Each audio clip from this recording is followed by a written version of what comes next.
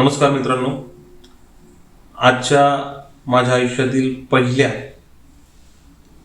व्लॉगमध्ये आपलं सर्वांचं स्वागत आहे. मी आज पहिल्यांदाच कॅमेऱ्यासमोर बोलतोय.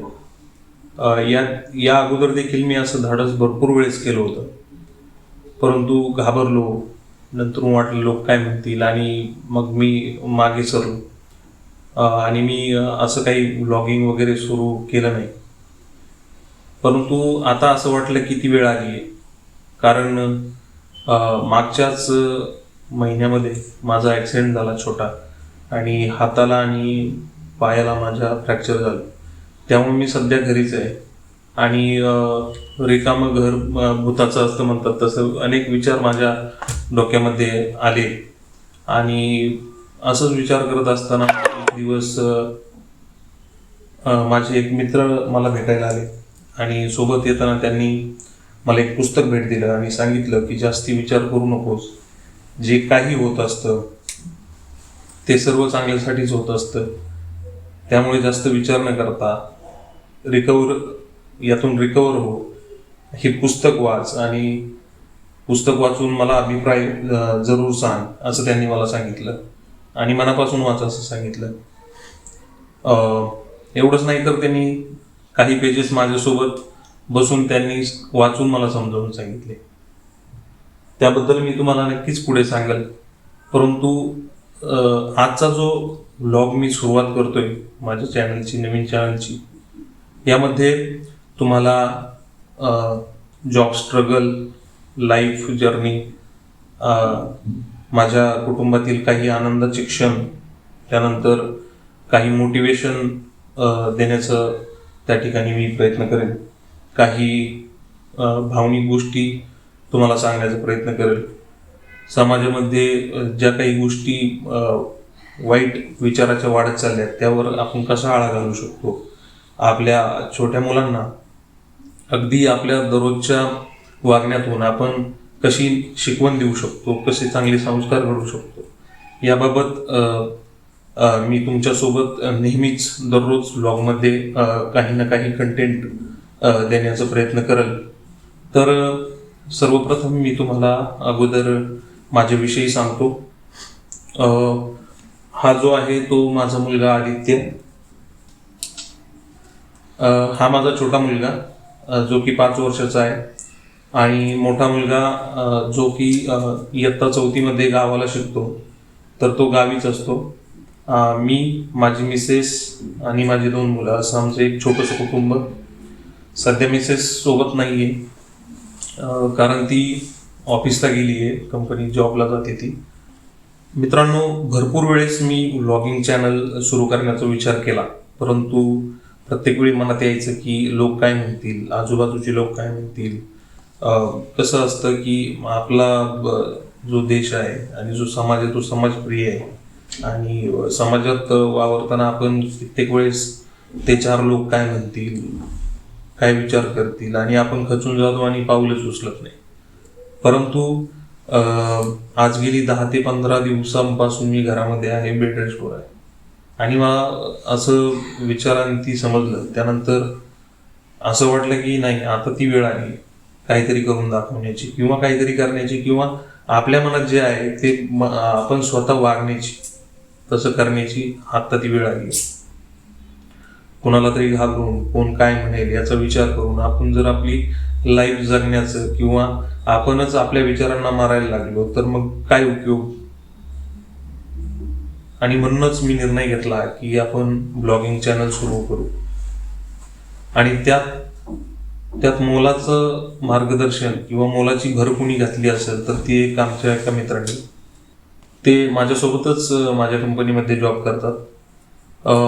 जसं त्यांना ॲक्सिडेंटची बातमी समजली ते मला भेटण्यासाठी आले, परंतु येताना त्यांनी माझ्यासाठी एक पुस्तक देखील घेऊन आले आणि त्यांनी ते पुस्तक मला दिलं. त्यांनी सांगितलं की तू मनापासून वाच, जास्त विचार करू नकोस आणि तुला यातून मार्ग सुचतील.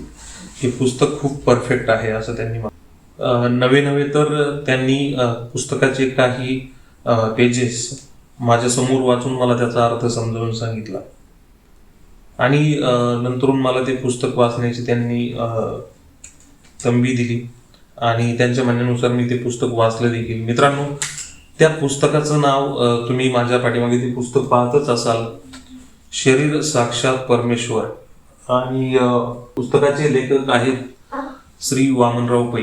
या पुस्तकामध्ये त्यांनी इतकं सुलभ आणि सोप्या पद्धतीने सांगितलंय की कुठेही तुम्हाला देवासाठी फिरण्याची गरज नाहीये किंवा काही मागण्यासाठी कुठे लांब देवाला जाण्याची गरज नाही.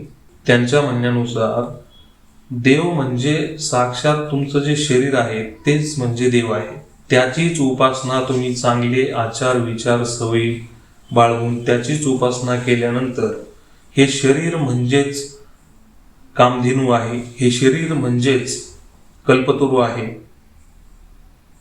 आणि हे शरीरच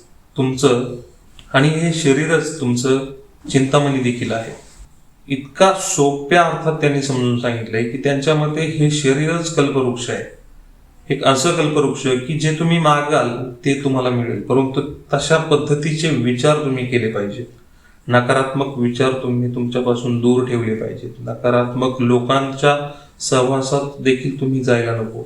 आणि त्यांच्या म्हणण्यानुसार जर तुम्हाला काही मिळवायचं असेल, काही तुमची इच्छा असेल, तर त्यासाठी तुम्हाला प्रयत्न करणं तर गरजेचंच आहे, परंतु नेहमी आशावादी आणि सकारात्मक विचार करणं देखील तेवढंच गरजेचं आहे. याच काही गोष्टी त्यांनी मला मी थोडा डिप्रेशनमध्ये असल्याचं पाहून देखील मला त्या दिवशी समजावून सांगितलं. आणि नंतर मी ते पुस्तक वाचलं आणि माझ्या लक्षात आलं की नाही, आता ती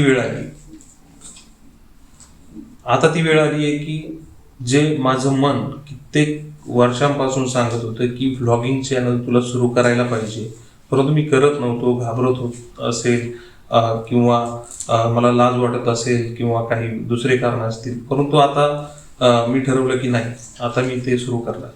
आणि त्या ठरवल्याप्रमाणे आज मी पहिल्यांदा कॅमेऱ्यासमोर तुमच्या समोर बोलतोय आणि आज माझा पहिला व्लॉग शूट करतोय. पुस्तकातील लेखकांच्या मते भीती आणि संधी दोन्ही एकत्र कधीच येत नाहीत. तुम्हाला निवडावं लागेल भीती की संधी, आणि मी आज निवडलंय ती संधी. आज मी रिकव्हरीसाठी घरी आहे, डॉक्टरांच्या सल्ल्यानुसार. सध्या कंपनीत जॉबमध्ये नाहीये, तर मला असं वाटतं की या वेळेचं मी सोनं केलं पाहिजे. आत्ताच ती सुरुवात केली पाहिजे, जेणेकरून उद्याच्या वटवृक्षाचं आजच मला रोप लावायचंय, जेणेकरून मी माझ्या शरीराने सांगितल्याप्रमाणे किंवा माझ्या शरीराकडूनच मला जे पाहिजे ते मिळवणार आहे. कारण मी वाचलंय ते शरीर साक्षात परमेश्वर हे पुस्तक. मित्रांनो, आजचा व्लॉग मला तरी वाटतंय की एवढा तरी चांगला झालेला नसेल, एवढं त्यामध्ये स्मूथनेस नसेल, कॅमेरा क्लिअरिटी देखील चांगली नसेल, परंतु मी खरं सांगतोय, मी जे काही तुम्हाला सांगणार ते अगदी 100% खरं सांगणार. तुम्हालाही वाटत असेल हे पुस्तक वाचावं, तर त्याची लिंक मी माझ्या डिस्क्रिप्शनमध्ये नक्कीच देईन. आणि या चॅनलवरती, या व्लॉग्सवरती तुम्हाला डेली मोटिवेशन, दैनंदिन आमचं लाईफ, जॉब स्ट्रगल लाईफ, मुलं, कुटुंबातील छोटे खास क्षण आणि येणारे सर्वच क्षण यापुढे मी तुमच्यासोबत मांडणार आहे. तर आजचा व्लॉग जर तुम्हाला आवडला असेल तर लाईक, शेअर आणि कमेंट जरूर करा आणि सबस्क्राईब करायला विसरू नका. कारण तुमचं एक सबस्क्राईब, एक लाईक मला माझ्या या निवडलेल्या मार्गावर पुढे चालण्यासाठी प्रोत्साहन देईल. धन्यवाद.